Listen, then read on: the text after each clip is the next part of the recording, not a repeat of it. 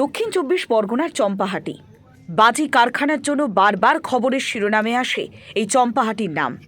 আবারও সেই দক্ষিণ চব্বিশ পরগনার চম্পাহাটিতেই বাজি কারখানায় বিস্ফোরণের ঘটনা। আর এবার গুরুতর জখম হয় 4 জন। তাদের মধ্যে আজ একজনের মৃত্যু হয়েছে। গৌরহরি গঙ্গোপাধ্যায় 60 বছর বয়সী এই বৃদ্ধ কাজ করতেন বাজি কারখানায়। দীর্ঘ কয়েক বছর ধরে তিনি কাজ করতেন, এমনকি তার রোজগারের ওপরেই পরিবার বাঁচত। তবে সেই বাজি কারখানায় বিস্ফোরণের ঘটনা ঘটার পর প্রায় 95% বাজি কারখানায় বিস্ফোরণ ঘটার পর প্রায় 95% অগ্নিদগ্ধ হয়ে গিয়েছিলেন তিনি। বিস্ফোরণের তীব্রতা এতটাই বেশি ছিল, দেখুন কিভাবে গাছে আগুন ধরে গিয়েছে। দমকলের একাধিক ইঞ্জিন গিয়ে সেই গাছে আগুন নেভানোর চেষ্টা করে, অর্থাৎ পরপর 2 থেকে 3 বার বিস্ফোরণের শব্দ শোনা যায়। আর তারপরে আশেপাশে 3টি বাড়িতে আগুন ছড়িয়ে পড়ে, এমনকি পাশের যে বড় গাছ, সেই গাছও দাও দাও করে জ্বলতে শুরু করে।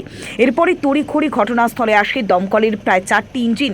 যুদ্ধকালীন গতিতে চলে আগুন নেভানোর কাজ। এদিন ভর দুপুরে পরপর 3 বার বিস্ফোরণের শব্দ শোনা যায়। যারা গুরুতর জখম অবস্থায় চিকিৎসাধীন রয়েছেন তাদের পরিবার পরিজন জানাচ্ছে যে ড্রামে ভর্তি রাসায়নিক থেকেই এই ভয়াবহ বিস্ফোরণের ঘটনা ঘটেছে।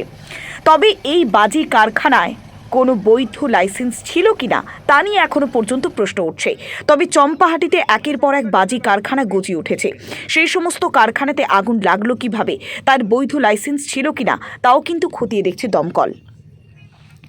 তবে এই ঘটনা এখনো পর্যন্ত একজনের মৃত্যু হয়েছে আশঙ্কাজনক অবস্থায়। 3 জন চিকিৎসাধীন রয়েছেন কলকাতাতে, 2 জন চিকিৎসাধীন রয়েছেন MR বাঙ্গুরে, আরও একজন বেসরকারি হাসপাতালে চিকিৎসাধীন রয়েছে। তবে এই ঘটনায় আতঙ্ক সৃষ্টি হয়েছে বাসিন্দাদের মধ্যে। অর্থাৎ বিস্ফোরণ এতটাই জোরে ছিল যে পরপর 3 বার কেঁপে উঠেছে গোটা এলাকা।